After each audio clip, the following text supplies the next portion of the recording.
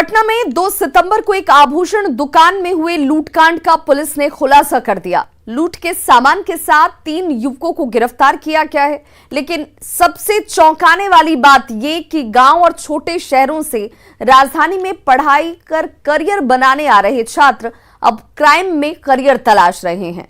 जाहिर है यह खबर जितनी नई पीढ़ी के भविष्य को लेकर चिंता बढ़ाने वाली है, उससे कहीं ज्यादा अभिभावकों को अपने बच्चों को लेकर अलर्ट करने वाली भी है।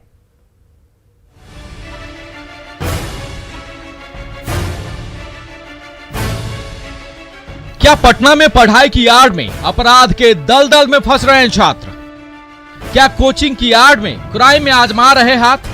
ये सवाल इसलिए उठ रहे हैं कि पटना पुलिस ने एक आभूषण दुकान में हुए लूटकांड में कुछ ऐसा ही खुलासा किया है। पुनाई चक के पास एक लॉज से गिरफ्तार ये तीनों छात्र में से कोई इंजीनियरिंग की तैयारी करने नवगछिया से आया था, तो कोई मेडिकल की तैयारी करने भोजपुर से आया था।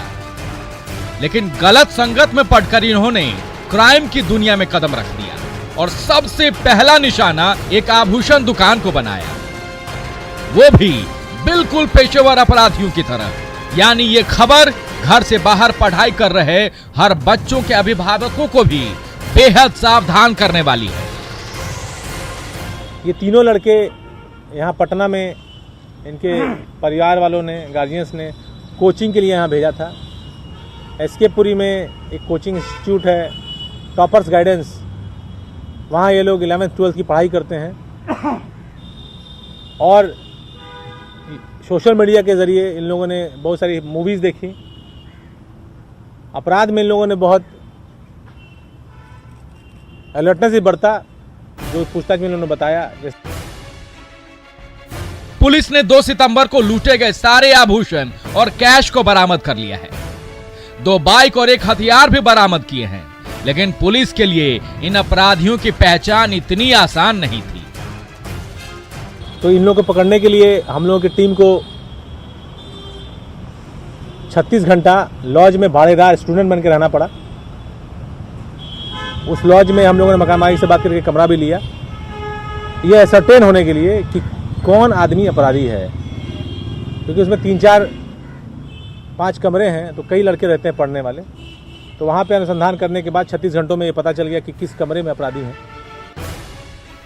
अब इसे शहर की चमक दमक का असर कहिए या कच्ची उम्र में ही महंगे होटलों में खाना, नशाखोरी, गाड़ियों का शौक पूरा करना और अच्छे ब्रांडेड कपड़े पहनने की चाहत।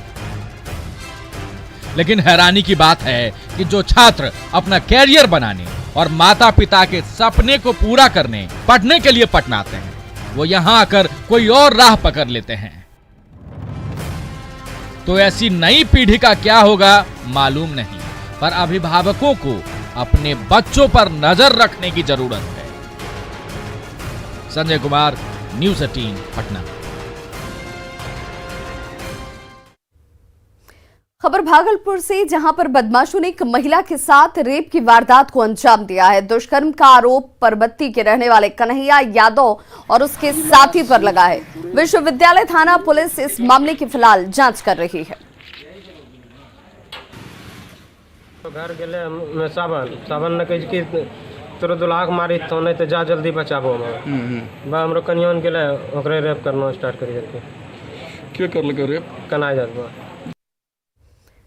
मधुबनी के विस्फी से बीजेपी विधायक हरिभूषण ठाकुर बचौल ने एक बड़ा बयान दिया। उन्होंने आरएसएस प्रमुख मोहन भागवत के बयान का समर्थन करते हुए कहा कि हिंदुस्तान में रहने वाले सभी लोग हिंदू हैं और जिन्हें विश्वास नहीं है वे अपना डीएनए टेस्ट करा ले। बचौल ने तालिबानी सोच के लोगों को अफगानिस्तान चले जाने की सलाह भी दी। साथ ही बचौल ने ओवैसी पर भी निशाना साधते हुए उन्हें बरसाती मेंढक करार दिया और जिन्ना का दूसरा रूप बता दिया। साथ ही कहा कि भारत में ऐसी सोच के लोगों के दिन लग चुके हैं। बरसाती मेढक की तरह ओवैसी जी अब टरटराते हैं और अपना उपयोगिता सिद्ध करना चाह रहे हैं।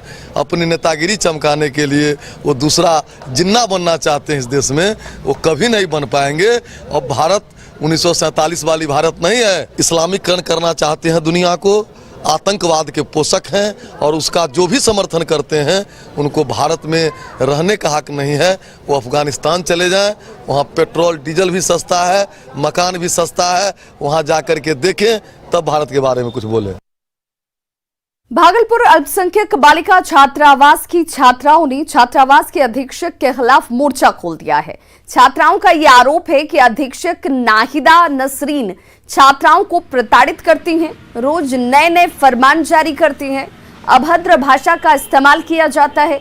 छात्राओं ने अधीक्षक को हटाने की मांग की है।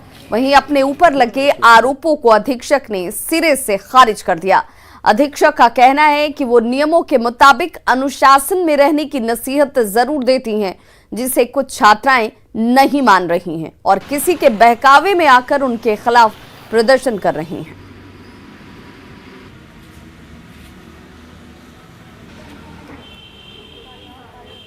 हम लोगों को गवर्नमेंट की तरफ से बहुत सारी फैसिलिटी दी जाती है। गवर्नमेंट हम लोगों के लिए बहुत सारी फैसिलिटी देता है, जिसमें हम लोगों के हॉस्टल में लाइब्रेरी भी है, लेकिन आज तक वो लाइब्रेरी खुलता नहीं है।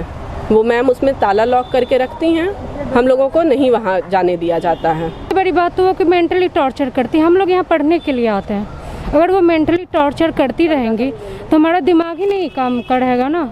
हम डिस्टर्ब रहेंगे तो हम पढ़ेंगे कैसे? हमेशा बहुत सारी प्रॉब्लम में उलझे ही रहेंगे। तो मेस में 3 से 4 बजे खाना हमेशा हम लोग को दोपहर का मिलता है और सुबह से ये 4 बजे तक की। अब इन लोग का कहना है कि हमको आज़ादी चाहिए, जिस टाइम चाहे चले जाएं, जिस टाइम चाहे चले आएं। और ये हमारा विभाग का भी ये है कि आप लोग इसको माने अच्छे से सिक्योरिटी दीजिए। अब मैं नहीं पहनती हूँ, मीडिया भाई, मेरी बेटी नहीं पहनती, मेरी भाभी नहीं पहनती, तो मैं कैसे किसी को अलाउ कर दूँ? और आज वहाँ 2-4 लड़कियाँ ही नकाब पहनती हैं। हम नकाब पर कभी पाबंदी नहीं, छोटे कपड़े पर कभी पाबंदी नहीं।